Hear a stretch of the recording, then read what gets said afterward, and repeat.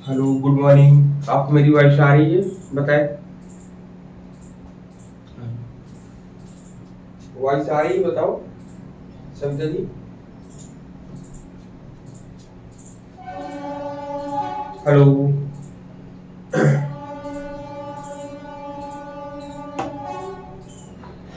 Hello, मेरी voice आ रही है?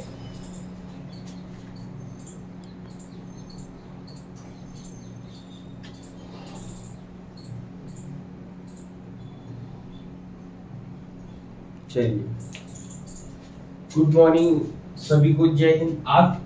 आज की तारीख है आपकी 11 मई, जिसमें हम लोग एनटीए यूजीसी जेआर की तैयारी कर, साथ में C TET, UP TET, super TET, जितने भी चीजें आती है उसमें भी ये कॉमन चीजें हैं, और यूजीसी फर्स्ट पेपर में भी यह आपके पेपर में आता है। तो अभी तक हम लोग यूनिट थर्ड को डिस्कस कर रहे थे। यूनिट थर्ड जो साइकोलॉजी है,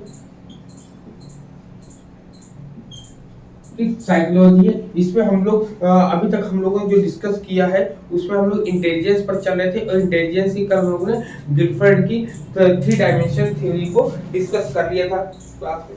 बताए तो सभी को पता है ना कि जो हम लोगों ने क्या क्या डिस्कस किया था। ठीक है, अब यहाँ पे इंटेलिजेंस में जो स्ट्रक्चर ऑफ इंटेलिजेंस है, एसआई मॉडल है, वो आपका था। आपका किसका था?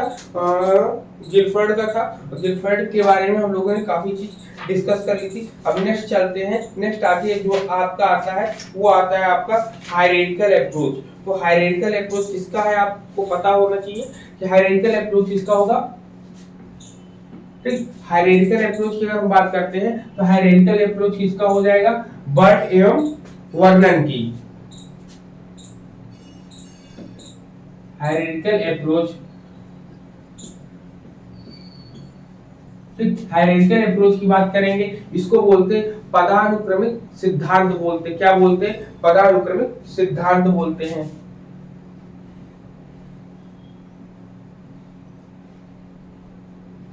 पदानुक्रमिक सिद्धांत होता है आपका, या पदानुक्रमिक उपागम। ठीक है, यहाँ पे ये होता है। इसमें क्या होता है, इसमें कहते हैं कि इसको जो है बर्ट एवं वर्नन ने दिया। सबसे पहले तो इनका नाम जानो कि बर्ट और वर्नन ने दिया है इसको। आवाज आ रही है ना सबको? सॉरी। हेलो, अब आ रही है आवाज? हेलो। हाँ, अब आ रही है आवाज। चलिए, ठीक है, सॉरी, उसको ध्यान दीजिए मैंने। चलो, तो इतना पदानुक्रमिक उपागम या हायरार्किकल अप्रोच के बारे में लोग पढ़ रहे हैं, जिसको जो है, इसको जो किसने दिया था? बर्ट एवं वर्नन ने दिया था। ठीक है, किसने दिया था? बर्ट एवं वर्नन ने। बर्ट एवं वर्नन ने। लेकिन बर्ट एवं वर्नन अगर साथ में देता है तो ठीक है, अगर बर्ट का नाम नहीं दिया जाए तो वर्नन का नाम ज्यादा आता है। ठीक है,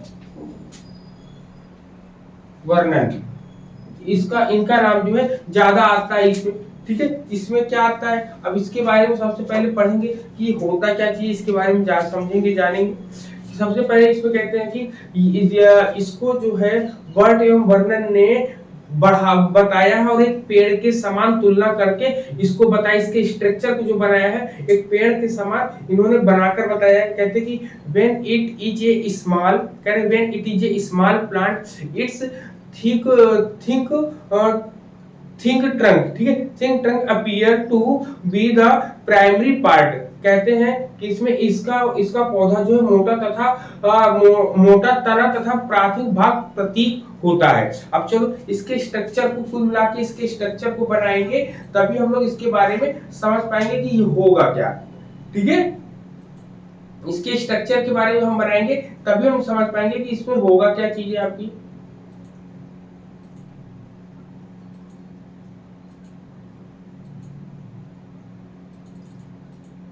चलो ग्राफ बनाते हैं, ग्राफ से ही समझ में आना है जो कुछ भी आना है। ठीक है, ग्राफ से ही समझ में आना है जो कुछ भी आना हम लोगों को।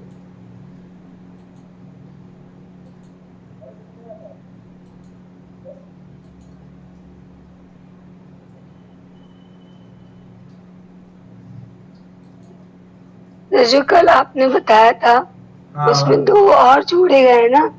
किसमें? जो आपने ग्रुप फैक्टर बताया था, थर्स्टन का ग्रुप फैक्टर, हाँ जिसमें हाँ, आपने 7 बताया था हम लोग को, 2 और भी तो ऐड किए गए, डिडक्टिव रीजनिंग और प्रॉब्लम सॉल्विंग।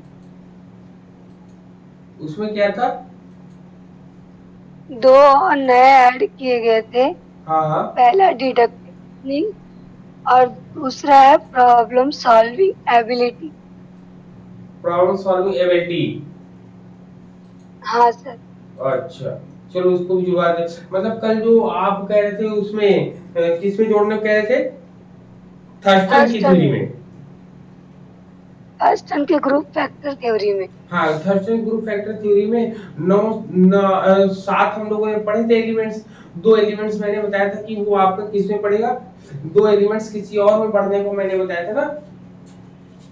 और इसी में लेकिन मैंने लिखा है पहले वाली, पहले जब क्लास अटेंड किए थे सुजाता मैडम वाली, उसमें उन्होंने इसमें इसी में मैंने लिखा है वो कि जो 7। मल्टीपल मल्टीपल वाले में मैं गार्डनर का जो है मल्टीपल वाले में उसमें मैंने बताया था कि एक प्राकृतिक और एक आध्यात्मिक ये चीजें जुड़ेंगी ना। हाँ सर, आपने बताया था, बट हाँ, सुजाता लेकिन मैडम की उसमें क्लास उसमें में। आप क्या बता रहे हैं? वो उसमें थर्स्टन वाले में कौन सा क्या जुड़ना है बताइए आप। थर्स्टन में आपने 7 बताया था, जिसको प्राइमरी एबिलिटीज कहते हैं। हाँ। और उसके बाद 2 नए जोड़ा गया। 2 नए में आएगा, पहला डिडक्टिव रीजनिंग और दूसरा आएगा प्रॉब्लम सॉल्विंग एबिलिटी। अच्छा, डिटेक्टिव तो रीजनिंग। टोटल 9, डिडक्टिव रीजनिंग और दूसरा है प्रॉब्लम सॉल्विंग एबिलिटी। तो ये भी टोटल 9 हो गए। अच्छा,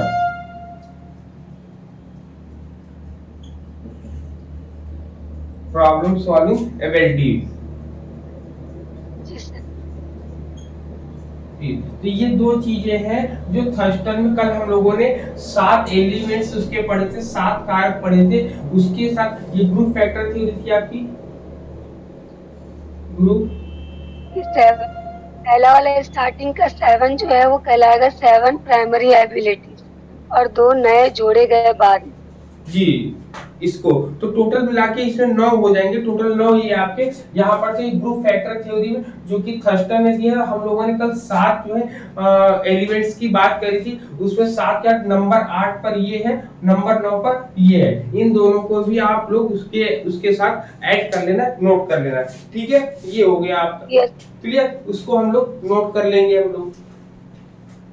अब बात आती है कि इसके स्ट्रक्चर को कैसे बनाएंगे। स्टर्नबर्ग ने जो बताया है, तो इसके स्ट्रक्चर को चलिए बनाते हैं सबसे पहले, क्योंकि इसका स्ट्रक्चर ही इंपॉर्टेंट वे में रोल करेगा। चलो, तो सबसे पहले साफ करें इसको। यस।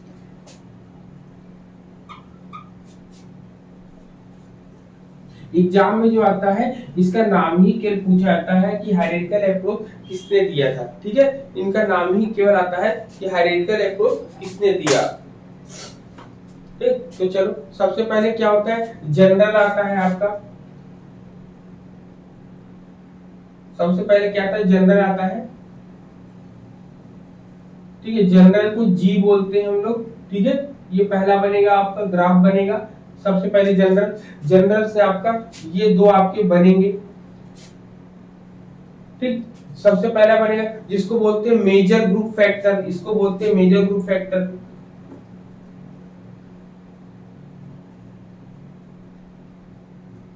ठीक, major group factor, major group factor है आपका पहला ही आपका। अगर इधर का मेजर ग्रुप फैक्टर है इधर, ठीक है, तो इसको क्या बोलते हैं, ठीक है, ये है। तो इसके बाद जो बनता है वर्बल, यहाँ पर बनता है वर्बल एजुकेशन। क्या बनता है, वर्बल, ठीक है, वर्बल एजुकेशन बनता है, वर्बल एजुकेशन। ठीक, पहला ये हो गया वर्बल एजुकेशन आपका आता है। वर्बल एजुकेशन के बाद फिर इसके बाद अगर इस तरफ देखेंगे तो दूसरी तरफ क्या जाएगा आपका, दूसरी तरफ जाएगा, इसको बोलते हैं प्रैक्टिकल। ठीक है, क्या बोलते हैं इसको, प्रैक्टिकल बोलते हैं।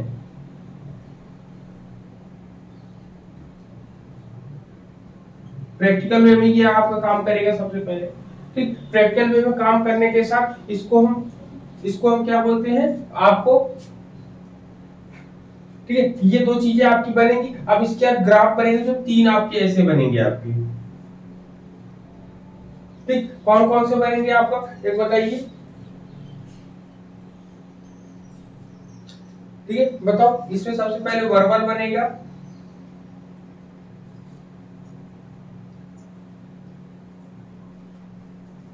फिर वर्बल के बाद दूसरा नंबर आएगा, और तीसरा जो आपका आएगा अदर आएगा आपका, ठीक, अदर आएगा। फिर इसके बाद इसमें जाते हैं, जब इसकी बात करते हैं प्रैक्टिकल की, तो ये भी आपके मुख्य रूप से कितने में डिवाइडेशन होता है, तीन में डिवाइडेशन होता है आपका, ठीक है। तीन में डिवाइडेशन कौन कौन से होते हैं, ठीक है। तीन में कौन कौन सा, आपका पहला मैकेनिकल इंफॉर्मेशन होता है आपका, ठीक, सबसे पहला मैकेनिकल इंफॉर्मेशन,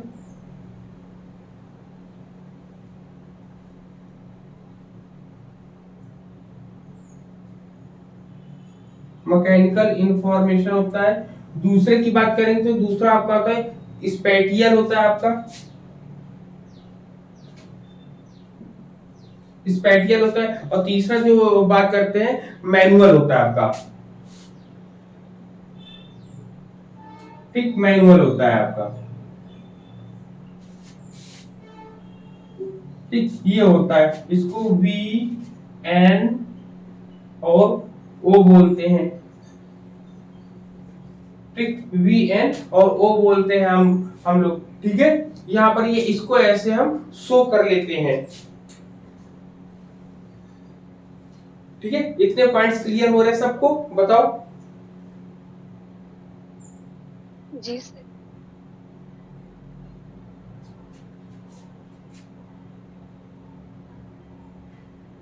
हेलो,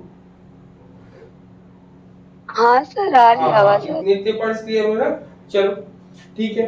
अब इसके बाद नेक्स्ट अब इतना आता है। अब इसमें दो चीजें होती हैं कि एक स्पेशल फैक्टर होता है, ये जो पूरा का पूरा ये जो बना है ना, यहाँ से ये बनेगा आपका, ठीक है। यहाँ से फिर ये तीन आपके बनेंगे, फिर यहाँ पर ये तीन आपके बनेंगे आपके, सॉरी, फिर यहाँ पर मात्र दो बनेगा आपका, ये बन गया आपका। फिर आपके ऐसे कुल मिला के से जो पेयर्स बनते हैं, कुल मिला के बढ़ता जाता है बढ़ता जाता है, इसी को इसको स्पेशल फैक्टर बोलते हैं। क्या बोलते हैं,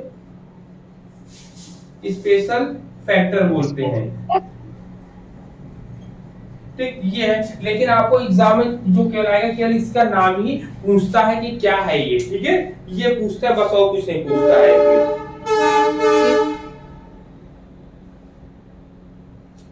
ठीक है। अब चलो, अब इसके बाद नेक्स्ट नेक्स्ट थ्योरी आपकी कौन सी आएगी, नेक्स्ट थ्योरी अगर हम पढ़ेंगे तो नेक्स्ट थ्योरी में आपका आएगा वर्णन वाला, तो बॉडी ऑफ वर्णन का हो गया है, ठीक है। अब इसके बाद कौन सा आएगा, अब इसके बाद हम देखते हैं नेक्स्ट आपका,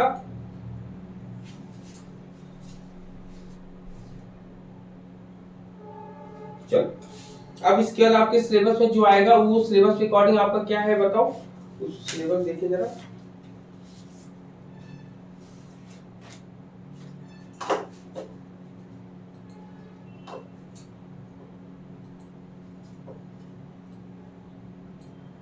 अब इसके बाद फ्लूइड एंड क्रिस्टल वाला आता है। फ्लूइड एंड क्रिस्टल, क्रिस्टलाइज ये किसका है बताओ, फ्लूइड एंड क्रिस्टलाइज,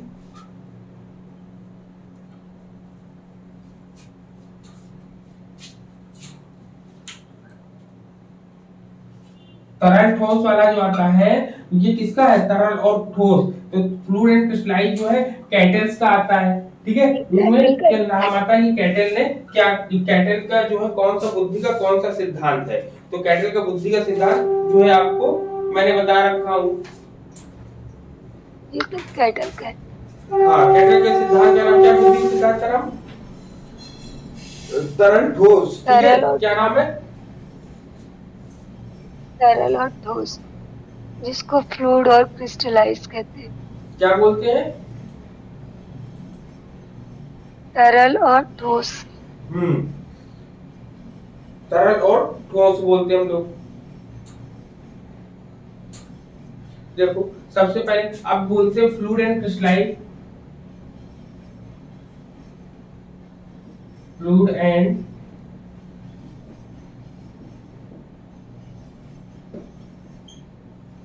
क्रिस्टलाइज तरल एवं ठोस, तरल एवं ठोस। इसमें क्या कहा गया है, इसमें इन्होंने बताया कि तरल तरल मोजेक मॉडल, इसको बोलते हैं तरल मोजेक मॉडल भी कहीं कहीं हम लोगों को पढ़ने को मिलता है। ठीक है, इसको इस नाम को भी आप लिख लो। हाँ सर। हाँ लिखेंगे, तरल मोजेक मॉडल के आधार पर 1966 में ठोस द्रवीकृत सिद्धांत का प्रतिपादन कैटल ने किया है ना, किया है। और कुछ समय पश्चात हॉर्न ने इस सिद्धांत को विस्तृत किया था। तो कुल मिला के कैटल अपने कारक विश्लेषण सिद्धांत के लिए प्रसिद्ध है। किसके लिए? कारक विश्लेषण सिद्धांत के लिए प्रसिद्ध है। अगर इसकी बात करेंगे तो ये है तरल मोजेक, ठीक है, तरल मोजेक मॉडल पर आधारित है, तरल मोजेक मॉडल, ठीक है, तरल मोजेक मॉडल पर ये आधारित है। इसमें क्या बताते हैं, इसमें क्या बात कहते हैं, यह जो है अगर कैटल की बात करें तो कैटल फैक्टर एनालिसिस 16 पीएफ के लिए ज्यादा फेमस है, लेकिन उसके अलावा इन्होंने इसको फ्लूइड एंड क्रिस्टलाइज तरल एवं ठोस बुद्धि का सिद्धांत दिया है, जिसमें इन्होंने बुद्धि के दो तत्व स्वीकार किए हैं। किसने? बुद्धि के, इंटेलिजेंस के, दो तत्व, इंटेलिजेंस के टू फैक्टर इन्होंने माने, टू फैक्टर माने इन्होंने। टू फैक्टर कौन कौन से हैं? जो ऊपर आपके थ्योरीज में लिखा है। नंबर एक होता है आपका, क्या होता है? तरल बुद्धि, फ्लूइड क्रिस्टल, वो फ्लूइड इंटेलिजेंट का फैक्टर, हाँ फ्लूइड इंटेलिजेंस है आपका, फ्लूइड इंटेलिजेंस है आपका पहला, जिसको बोलते हैं तरल बुद्धि बोलते हैं। क्या बोलते हैं लोग? तरल बुद्धि बोलते हैं हम लोग, जिसको हम लोग बोलते हैं तरल बुद्धि, तरल बुद्धि बोलते हैं, ठीक है, तरल बुद्धि बोलते हैं। और दूसरा जो होता है, दूसरा कौन सा है? दूसरे को हम लोग क्या नाम देते हैं? क्रिस्टलाइज्ड इंटेलिजेंस, ठीक है।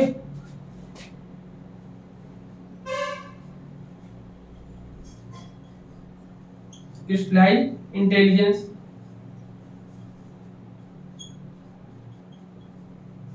इसको क्या बोलते हैं? ठोस बुद्धि बोलते हैं, ठीक, ठोस बुद्धि बोलते हैं। अब फ्लूइड में क्या होता है? इसमें तरल वाले में कहते हैं ये जीएफ, मतलब क्या होता है इसमें? इसमें सामान्य फैक्टर इसको बोलते हैं, जीएफ का मतलब होता है सामान्य फैक्टर होता है। और जबकि इसको हम क्या कहते हैं? जीसी बोलते हैं। क्या बोलते हैं? जीसी बोलते हैं यहाँ पे, ठीक है, जीसी इंपॉर्टेंट फैक्टर है, ठीक है, ये होता है आपका। तो जिसमें आपका जीएफ का मतलब इसमें होता है कि यहाँ पर तर्क के आधार पर, ठीक है, तर्क के आधार पर नवीन समस्याओं को हल करते हैं। क्या लिखते हैं? तर्क के आधार पर नवीन समस्याओं को हल करते हैं, ठीक है, नवीन समस्याओं को हल करते हैं। जबकि दूसरे ठोस वाले में क्या करते हैं? ठोस वाले में कहता है कि शिक्षा, प्रशिक्षण व अनुभव पर ये आधारित ज्ञान होता है। मतलब कहते हैं ये ज्ञान कैसा है? कहते हैं शिक्षा, ठीक, किस पर आधारित है? तो सबसे पहले लिखोगे शिक्षा पर आधारित है, फिर प्रशिक्षण पर आधारित है, शिक्षा पर आधारित है, प्रशिक्षण पर आधारित है, वह अनुभव, ठीक है, वह अनुभव और अनुभव पर आधारित होता है, ठीक है, अनुभव पर आधारित ज्ञान है ये, ठीक है, आधारित ज्ञान होता है। इस पर कुल मिला के ये आधारित होता है, ठीक है। ये होता है आपका एग्जाम, ये इसमें इतनी चीज इंपॉर्टेंट वे में काम करेगी आपकी। क्लियर है? पॉइंट बताओ यहाँ तक? हाँ सर। ठीक, इसमें इतनी चीजें हो गई। इसमें लेकिन कुछ चीजें और आती है जो एग्जाम के पॉइंट ऑफ व्यू से हम लोग कह सकते हैं कि इंपॉर्टेंट हो भी सकता है, नहीं भी हो सकता, लेकिन ये कभी आया नहीं, लेकिन फिर भी बताना क्योंकि जिस समय हमने पढ़ रहे थे उसमें हमने इसको देखा था, समझा था, तो मुझे लगता है आपको भी यहाँ पर बता देगी कि इन्होंने सहसंबंध भी माने कहा। इन्होंने कहा कि बुद्धि में इन दोनों कारकों के बीच जो है सहसंबंध रिलेशन है, मतलब कोरिलेशन है। तो कोरिलेशन की व्याख्या ये कितने पॉइंट कहते हैं?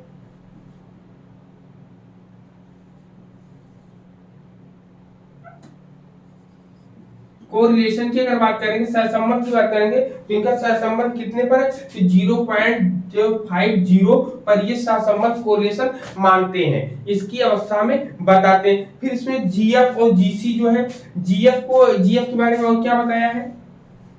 ठीक, लिखेंगे जीएफ के बारे में उन्होंने बताया कि इसका निर्धारण, मतलब इसको बोलते हैं तर्क शक्ति निहित होती है। ठीक है, तर्क के आधार पर नहीं थी। इसका निर्धारण कब होता है? इसका निर्धारण वंशानुक्रमणीय कारकों द्वारा होता है, मतलब स्पीयरमैन के जी कारक के समान बताया गया है। क्या बताया? स्पीयरमैन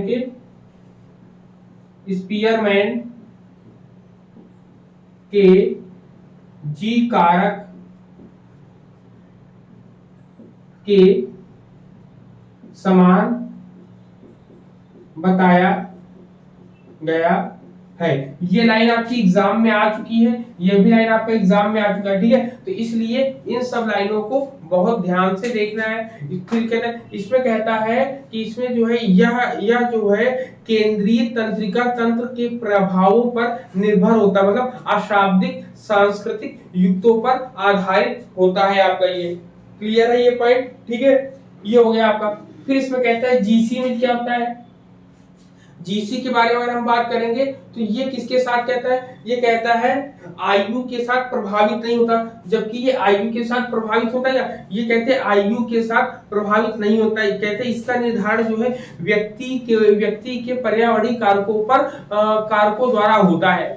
ठीक है, आयु के साथ प्रभावित नहीं होता, बल्कि इन्वायरमेंटल जो चीजें होती हैं उसके सिद्धांत, उनके आधार पर ये ज्यादा प्रभावित होता है यहाँ पर। ठीक है, इसको लिखेंगे यह पर्यावरणीय कारकों पर आधारित होता है। ठीक है, यह पर्यावरणीय कारकों की वजह से इसमें कोई ना कोई चेंजेस हम लोग को देखने को मिलता है यहाँ पर। ठीक है, यहाँ पर इतने पॉइंट्स क्लियर हुए? ये वाला बताओ, क्लियर है? चले आगे। हाँ सर, ये नहीं सर, वंशानुक्रम किस में आएगा? हाँ, वंशानुक्रम किस में आएगा ये ध्यान रखिएगा। स्पीयरमैन का जो जी फैक्टर है, जी में भी बताया है कि वंशानुक्रम के आधार पर ही बालक के अंदर सब कुछ गुण आ जाते हैं, कि जो जन्मजात मिलती, वैसे ही यहाँ पे जी, ये आपका तरल, ये फ्लूइड वाला होता है, फ्लूइड वाले में भी जी के समान ही इसमें गुण, जी फैक्टर के समान ही इसमें क्वालिटीज दिखाई देती है जो स्पीयरमैन ने बताई थी अपने में। ठीक है, जो स्पीयरमैन ने बताई थी वही इसमें भी क्वालिटी हम लोग को शो होती है, दिखाई देती है। क्लियर है? बताओ यहाँ पर। जी सर। हाँ, अब इसके बाद चलेंगे क्या नेक्स्ट?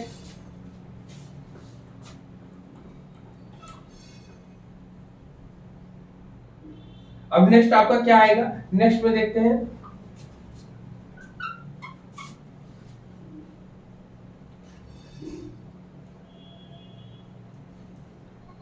Multiple intelligence. क्या है? Multiple intelligence. चलो, मल्टीपल इंटेलिजेंस किसका है? गोलमैन का है ना। अगर आप पढ़ोगे मल्टीपल इंटेलिजेंस किसका है? गार्डनर का है सर। अच्छा, गार्डनर का। ठीक है,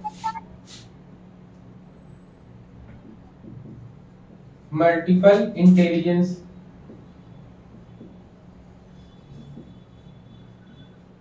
ठीक, मल्टीपल इंटेलिजेंस जिसको क्या बोलते हैं? बहुबुद्धि का सिद्धांत। क्या बोलते हैं? बहुबुद्धि का सिद्धांत।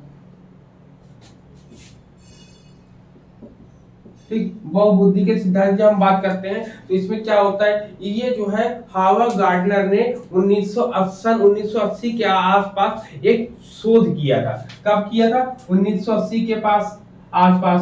तो याद रखिएगा जब 1980 के आसपास जब इन्होंने शोध किया है तो उसी के आधार पर इन्होंने बताने का प्रयास किया। इन्होंने क्या बताया, इन्होंने कहा कि ये जब रिसर्च कर रहे थे तो आसपास की एक शोध कार्यों में अनेक विद्यालयों में इन्होंने कहा कि एक विद्यालयों में इन्होंने रिसर्च करना शुरू करा। इन्होंने देखा कि असफल छात्रों में 0 नंबर पाने वालों पर तो इन्होंने एक रिसर्च वर्क किया है। कुल मिलाकर इनका रिसर्च वर्क क्या था, 0 पर। 0 नंबर पाने वाले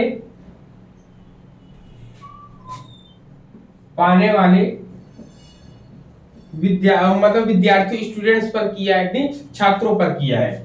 मतलब कुल मिलाकर 0 नंबर पाने वाले छात्रों पर इन्होंने किया, इसीलिए इसको 0 प्रोजेक्ट भी कहा जाता है। ठीक है, ठीक है। इन्होंने जो रिसर्च अपना किया था, रिसर्च जो है 1980 में अपना किया था इस पर कि 0 नंबर पाने वाले छात्रों पर इन्होंने अपना क्या कि उनकी बुद्धि कैसी होती है, उस बुद्धि के आधार पर इन्होंने यहाँ पर डिस्कस करने की बात करी। इसलिए इसे क्या कहते हैं, इसे जीरो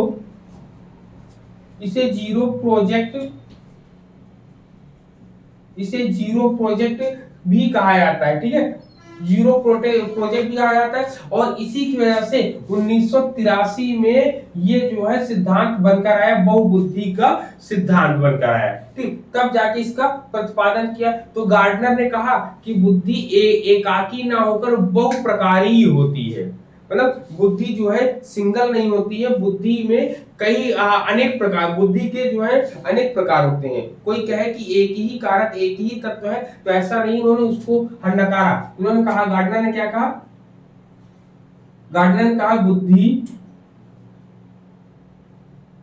बुद्धि के एक कारक ना होकर अनेक कारक होते हैं। ठीक, अनेक कारक होते हैं। ठीक है, इन्होंने अब यहीं पर बात आती है कि इन्होंने कितने तरीके की बुद्धि की बात बताई है। ठीक है, इन्होंने 7 तरह की बुद्धि बताई है और यह एक दूसरे से स्वतंत्र होते हैं। ठीक है, मतलब कहते हैं कि बालक की असफलता में अनेक प्रकार की मस्तिष्की क्षतियां बुद्धि को प्रभावित करती हैं। इन्होंने जो अपने 0 प्रोजेक्ट पर काम किया, तो 0 प्रोजेक्ट पर पाया इन्होंने कि बालक जो है, अगर बालक को 0 नंबर मिल रहा है तो उसका रीजन क्या है, उसका रीजन है कि जब कभी वह काम करने आता है उसकी असफलता में उसकी मानसिक क्षतियां, मतलब उसका परिवेश जो है, पर्यावरण जो है उसको बहुत ज्यादा प्रभावित करता है। ठीक, इसी के आधार पर पांडित्य संरक्षण बताया गया। इसको पांडित्य संरक्षण के मतलब कि हो भी सकता है, नहीं हो सकता, जिसमें किसी भी बालक की बुद्धि में मानसिक मंदता तो होती है, साथ ही साथ उसमें कुछ विशेष असाधारण क्षमता भी पाई जाती है।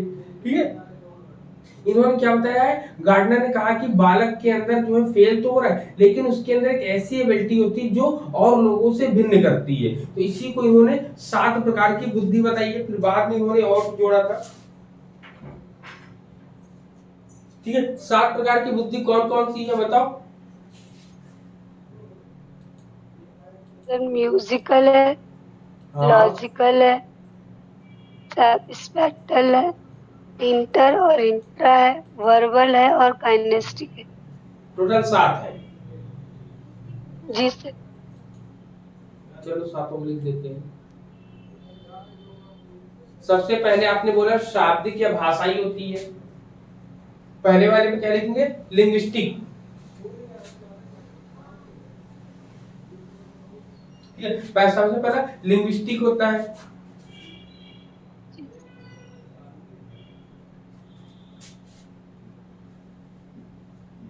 लिंग्विस्टिक है जिसको भाषाई बोलते हैं। ठीक है, भाषाई बोलते हैं, भाषाई या इसी को शाब्दिक बोलते हैं। ठीक है, फिर दूसरा क्या होता है, दूसरे में आपका आता है आपका गणितीय तार्किक आता है, जिसको हम लोग बोलते हैं मैथमेटिकल रीजनिंग।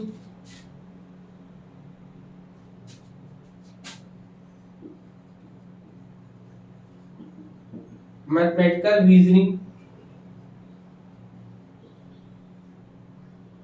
ठीक, मैथमेटिकल रीजनिंग आती है, मैथमेटिकल लॉजिक बोल सकते हैं, लॉजिक इसको बोलेंगे,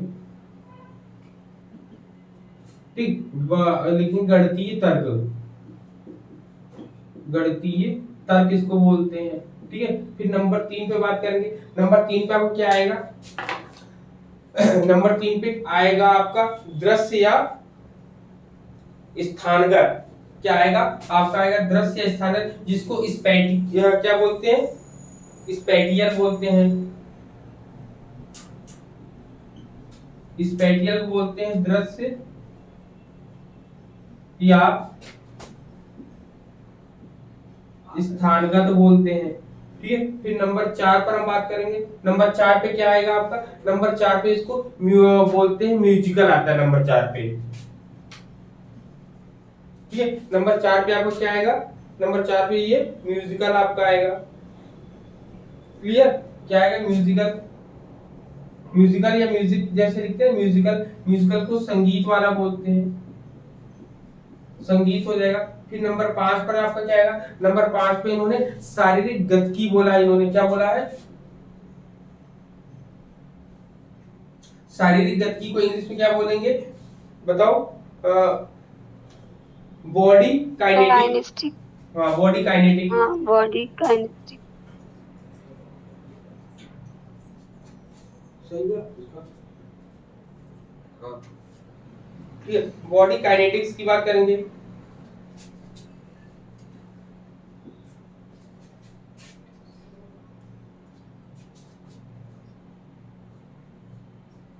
काइनेथेटिक्स होता है आपका, बॉडी काइनेथेटिक्स को हम लोग ने क्या बोला है कि शारीरिक गतिकी, क्या बोले? शारीरिक, शारीरिक गतिकी, ठीक, शारीरिक गतिकी होता है। नंबर 6 पर हम बात करेंगे तो 6 पे क्या होगा? 6 पे आपका आपको मैंने होता है अंतः वैयक्तिक होता है ना, अंतः इंट्रा एंड सेल्फ, अंतः वैयक्तिक, जिसको आप क्या बताना चाह रहे हैं? पर्सनल सेल्फ बोलते हैं ना? हाँ सर, इसी को इंट्रा भी कहते हैं ना? पर्सनल सेल्फ, हाँ इसी को इंट्रा कह सकते हैं, पर्सनल सेल्फ होता है। और एक हाँ इंट्रा कहते हैं। और फिर दूसरा दूसरा होता है अंतर वैयक्तिक, इसी को बोलते हैं अंतर वैयक्तिक, ठीक। अंतर वैयक्तिक को क्या बोलते हैं? उनको पर्सनल अदर बोलते हैं ना? क्या बोलते हैं? पर्सनल अदर, इसी को आप लोग इंटर क्या बोलते हैं?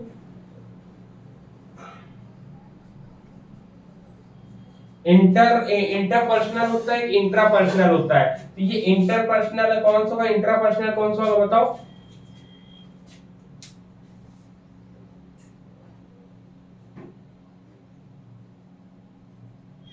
बताइए, इंटरपर्सनल इंट्रापर्सनल ना? हाँ सर, म्यूट नहीं, सॉरी मैंने म्यूट नहीं खोला था। छठवा वाला इंट्रा होगा, इंट्रा यानी खुद से, और सातवां वाला इंटर होगा यानी अदर। इंटर ये होगा और इंट्रा ये होगा, इंट्रा, अंतः और अंतर पर्सनल, ठीक है। अंतर और अंतर नहीं, पर्सनल अपोजिट हो गया है, क्या हो गया? अपोजिट लिखे हो आप, अपोजिट लिखती हो। छठवा वाला इंट्रा होगा रुको यानी सेल्फ, रुको, और सेल्फ ये इंटर लिखते हैं, यानी इसको अदर बोला करते हैं, पर्सन। ये सेल्फ जहां पर होगा वो इंट्रा होगा, हाँ इंट्रा पर्सनल होगा। और जहां पे अदर होगा वो इंटर होगा, जी सर। ठीक। सेल्फ में इंट्रा होता है और इसमें जो है अदर जो होता है वो इंटर में जाता है। तो ये ठीक है, इतने पॉइंट्स क्लियर है। यही एग्जाम में आ जाता है कि इसे कितने हैं, तो आप बता सकते हो टोटल 7 माने गए हैं। और इसके साथ 3 और जोड़े गए हैं। 3 और कौन कौन से जोड़े गए हैं? एक आपको जोड़ा गया प्राकृतिक, प्राकृतिक। दूसरा क्या जोड़ा गया आपका? आध्यात्मिक जोड़ा गया है।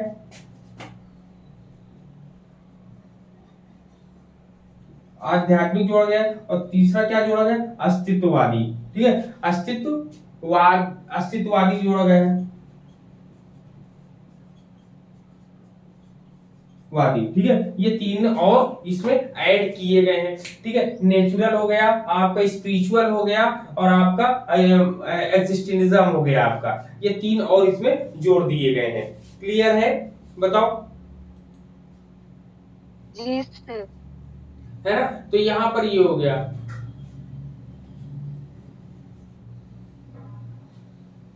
हाँ, इंटरपर्सनल और नेचुरलिस्टिक को भी जोड़ा गया इसमें, और नेचुरलिस्टिक इसमें हो जाएगा आपका, स्पिरिचुअल हो जाएगा, और एक्सटेंडिज्म इसमें आ जाएगा आपका। क्लियर है ये पॉइंट? बताओ सबको यहाँ तक, पॉइंट यहाँ तक क्लियर है ना? फिर अब नेक्स्ट आगे चले। जी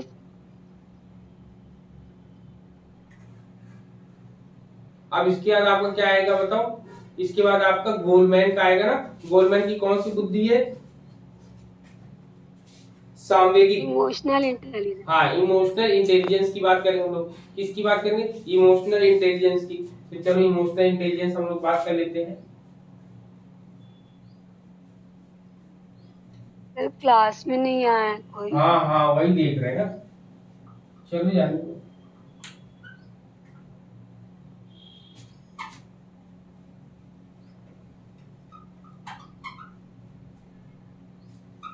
अब हम क्या डालेंगे? इमोशनल इंटेलिजेंस डालेंगे।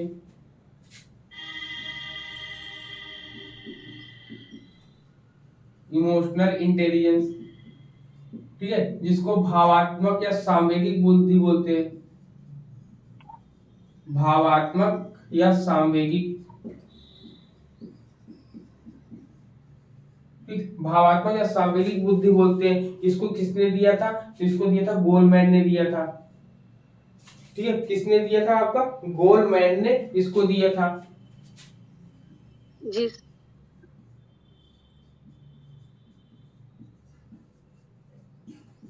ठीक, गोलमैन ने दिया था यहाँ पर। इसमें इसमें क्या बताया था? इमोशनल और फीलिंग्स की इसमें बात आती, किसकी आती? इमोशनल की आती है, इमोशनल एंड फीलिंग्स आती है,